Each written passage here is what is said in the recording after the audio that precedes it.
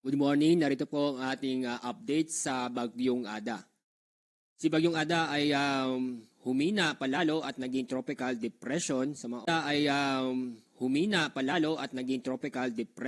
mga oras nito ay nasa layong 385 kilometers east ng Kasiguran, Aurora.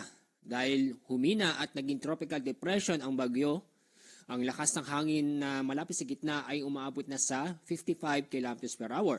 Samantala ang pagbugso ng hangin ay nasa 70 km per hour. At yung makikita sa ating latest image, yung kaulapan na dala ng bagyo ay unti-unti nababawasan kumpara nung kagabi.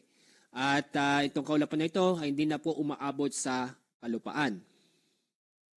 Sa mga oras din dito, wala po tayo na monitor ng malawakang pag-ulan sa ating bansa, kundi inaasahan po natin yung mga isolated na mga pag-ulan. At sa ating forecast track ng Bagyong Ada, ganun pa rin po, unti-unting lalayo sa kalupaan ang bagyo at habang nasa loob ng Philippine Area of Responsibility ang bagyo, ay hihina pa ito at magiging low pressure area pagdating ng Miyerkules, January 21. So hindi natin inaasahan na lalabas pa ito ng bansa ng PAR ang Bagyong Ada. Kundi sa loob ng PAR, magiging low pressure area ang Bagyong Ada. Pero kahit na malayo ang bagyo, papalayo sa lupa, may naasahan tayong malalakas na hangin dulot ng amihan at itong indirect effect ng bagyo. Ngayong araw may inaasahan tayong malalakas na hangin mostly sa Luzon. Ito ay sa Batanes, Cagayan, Isabela, Quirino, Ilocos Norte, Abra, Aurora, Iloilo Islands, Cam Norte, Camsu, Catanduanes at Northern Samar. Bukas, araw ng Martes, January 20, minaasahan pa rin tayong malakas na hangin sa Batanes, Cagayan, Isabela, Ilocos Norte, Abra, Aurora, Quezon, Marinduque, Romblon, Cam Norte, Cam Sur, Catanduanes, Albay, Sorsogon, Northern Samar at Surigao del Sur.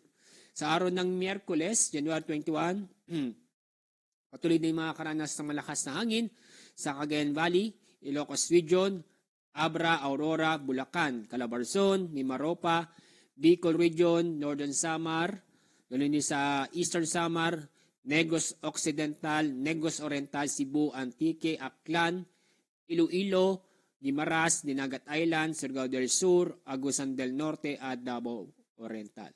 So mostly po sa araw nito ay Luzon, Visayas at meron din sa silangang bahagi ng Mindanao.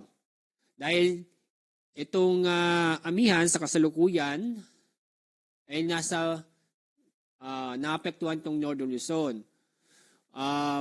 Pagdating ng bukas, Martes, Miyerkules, Huwebes hanggang Biyernes, inaasahan itong paglakas ng amihan at maaaring itong amihan ay aabot hanggang Visayas.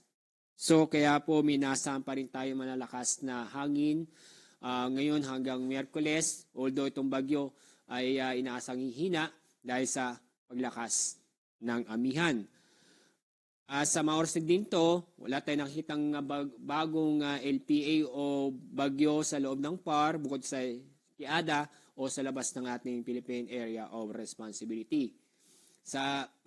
Within the next 2 to 3 days, wala tayong inaasahang mabubuong LPA o bagyo sa loob ng Philippine Area of Responsibility. Ang weather system na makakapekto sa atin itong amihan na kung saan bukod sa magdadala ng malakas na hangin, mostly mararamdaman dito sa eastern section ng Luzon and Visayas, makakaranas din tayo ng mga pag-ulan at dalasan ay mahihina hanggang sa tamtamang pag-ulan mostly sa silangang bahagi ng Luzon at ng Visayas. So yan pong ating update sa binabantay nating Bagyong Ada. Ang susunod nating update mamaya pong 11 o'clock ng umaga. Maraming salamat. Ako po si Alzar D. Aurelio.